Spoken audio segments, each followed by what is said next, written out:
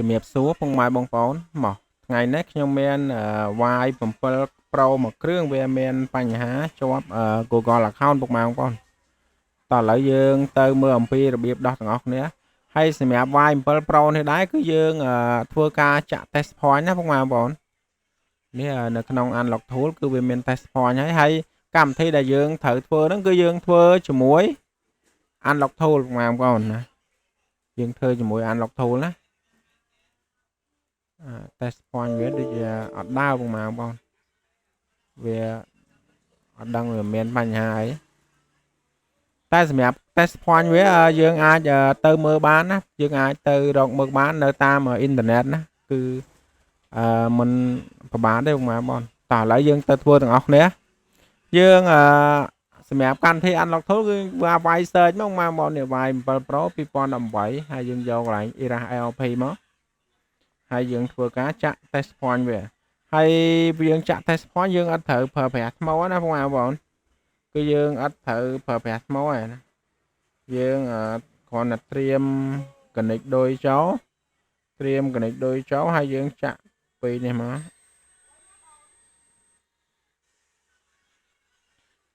នេះយើងចាំមើលវាស្គាល់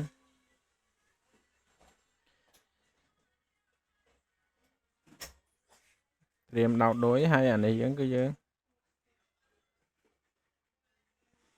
ចាក់ជាប់មកហើយដោតដូចនេះពេលដែលចាក់អញ្ចឹងគឺស្គាល់ហើយបងប្អូននេះណាគឺវាស្គាល់ហើយគឺ Unlock Tool គឺវាចាប់ធ្វើយកតែម្ដងណាគឺអត់ពិបាកទេណានេះគឺវាធ្វើលឿនទេនេះវាថានេះបងប្អូនវាerase ទាំង user data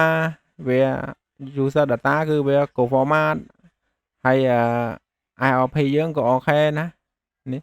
ឡូវយើងធ្វើការសាកបើកតេស្តមើលបងប្អូនតើការធ្វើរបស់វាគឺរួចរាល់ណាយើងធ្វើការរងចាំសិនណាយើងកាប់ជើងថ្មមកហើយយើងធ្វើការបើកវាមក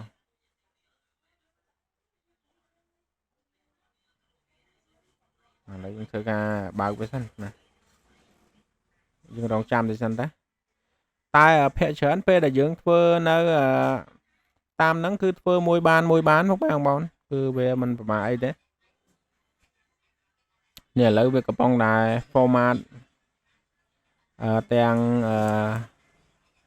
ឯកសារ format ទាំង IOP ចោលណាយើងគ្រាន់តែធ្វើការរងចាំតិចទៅគឺវាបានសម្រាប់ហើយណា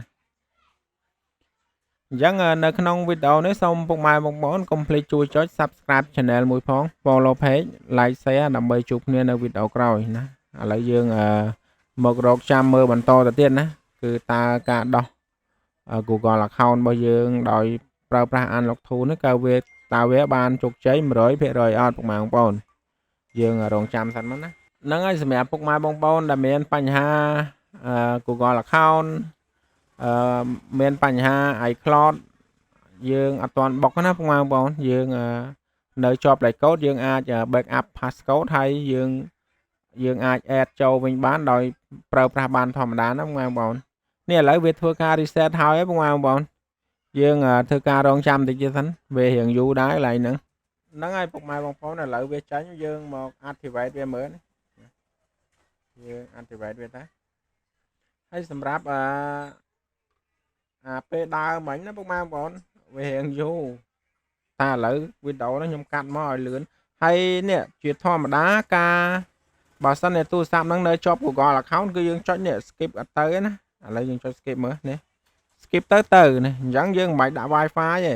អញ្ចឹង Google account នេះគឺយើងបានផ្ដាច់វាហើយពេលដែលយើង skip អញ្ចឹងវាឲ្យរំលងហើយណាវាអត់បញ្ហាអីទេយើង skip តទៀតទៅអីទេណាskip ទៅមាន skip ទៅមកបងអត់អីទេហើយបើវាអត់ skip វា nick យើង nick តាមវាតាណានេះបានសម្រាប់ខ្ញុំមកបងនេះយើងរងចាំតិចសិនទៅវាកំពុងដើរហ្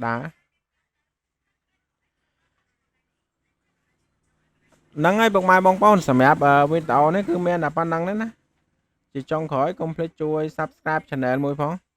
Follow Page Like Share ដើម្បីជួបគ្នានៅវីដេអូក្រោយអរគុណជំរាបលា